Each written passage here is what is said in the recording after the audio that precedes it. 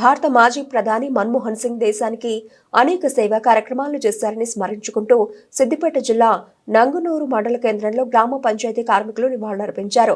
ఈ సందర్భంగా భారత మాజీ ప్రధాని మన్మోహన్ సింగ్ అకాల మరణం పట్ల ప్రగాఢ సానుభూతిని వ్యక్తం చేశారు. ఆయన అకాల మరణం దేశానికి తీరని లోటని గుర్తు చేశారు. భారత మాజీ ప్రధానమంత్రి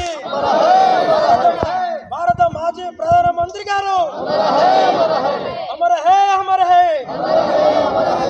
భారత మాజీ ప్రధానమంత్రి మన్మోహన్ సింగ్ గారు.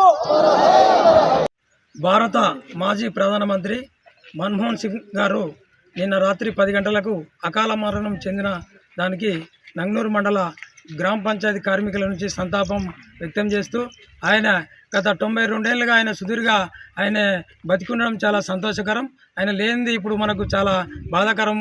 మా గ్రామ పంచాయతీ వర్కర్ల తరఫున ఆయనకు ప్రగాఢ సానుభూతి తెలియజేస్తా ఉన్నాం.